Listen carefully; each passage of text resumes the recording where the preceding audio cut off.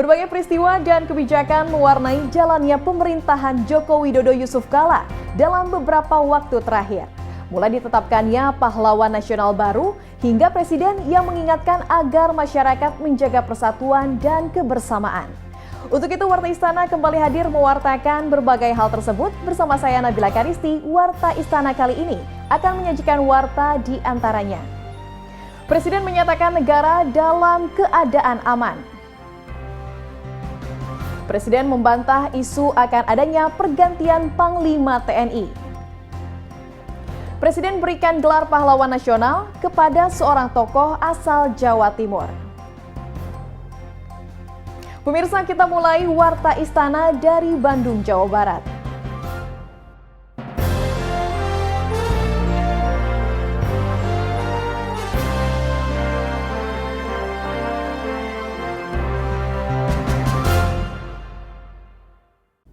Pemirsa, Presiden Joko Widodo menjamin bahwa saat ini negara dalam keadaan aman. Hal itu diungkapkannya saat memberikan pengarahan kepada Komando Korps Pasukan KAS di Markas Komando Korpaskas di Lanut Sulaiman, Bandung pada hari Rabu lalu. Dia juga mengingatkan kepada para prajurit bahwa mereka semua adalah garda terdepan dalam menjaga kemajemukan bangsa.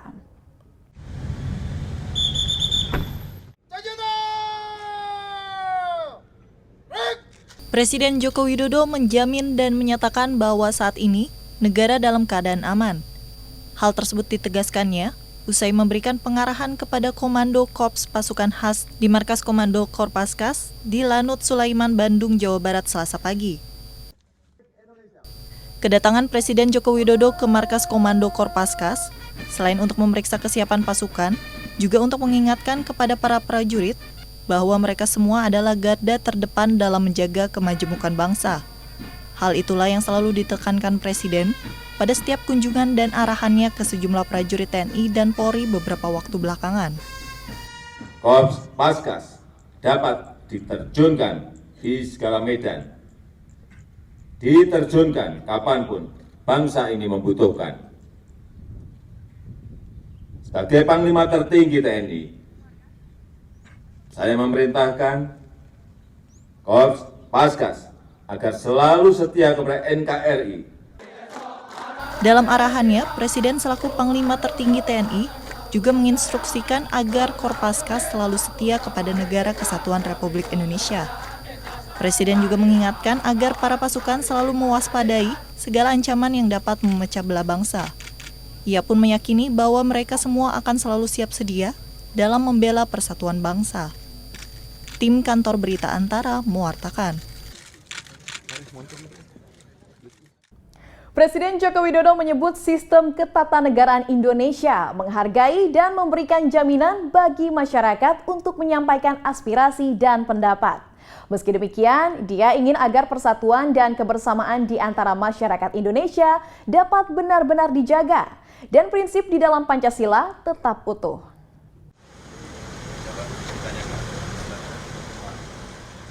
Presiden Joko Widodo menghadiri sekaligus membuka Musyawarah Nasional Alim Ulama dan Rapat Pimpinan Nasional 1 Partai Persatuan Pembangunan tahun 2016 di Asrama Haji Pondok Gede, Jakarta Minggu siang.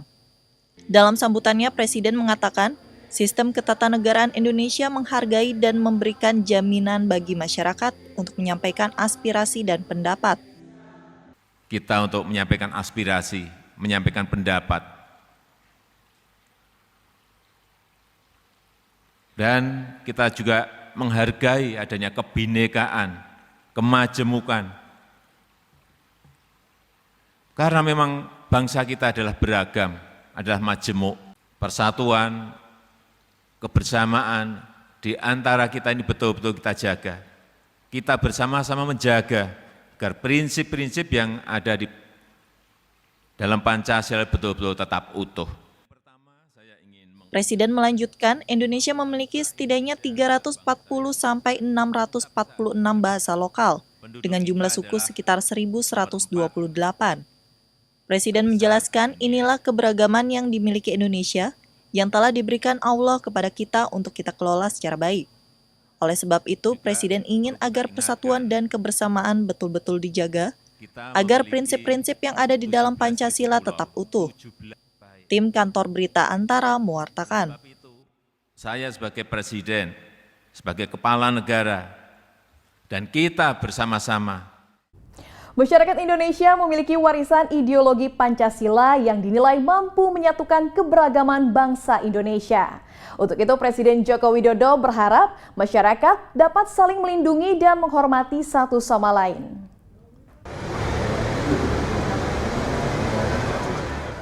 Menurut Presiden Joko Widodo pada Silatnas Ulama Rakyat di Jakarta Sabtu, sejarah telah membuktikan betapa hebat bangsa Indonesia dalam mempertahankan Negara Kesatuan Republik Indonesia (NKRI) serta kejayaan bangsa. Semua catatan sejarah itu terangkum pada era keemasan masa emas sejumlah kerajaan di wilayah Nusantara. Presiden menyatakan salah satu yang paling dibanggakan masyarakat Indonesia adalah ideologi Pancasila. Pancasila menurut Presiden mampu menyatukan keragaman bangsa hingga kini. Sedangkan menyinggung aksi unjuk rasa yang berlangsung 4 November 2016, menurut Presiden negara menjamin hak-hak warganya untuk turun menyampaikan pendapat selama berada dalam koridor aturan dan etika yang berlaku. Ini yang harus kita sadari bahwa kita memang dianugerahi oleh Allah sebuah keberagaman, sebuah kemajemukan. Saya sebagai presiden, sebagai kepala negara, dan kita semuanya tugasnya adalah menjaga agar prinsip-prinsip dalam Pancasila itu tetap utuh. Presiden juga berharap masyarakat Indonesia dapat saling melindungi dan menghormati satu sama lain, karena persaudaraan yang terjalin di tengah perbedaan merupakan suatu anugerah yang telah Allah berikan kepada bangsa Indonesia. Tim Kantor Berita Antara mewartakan.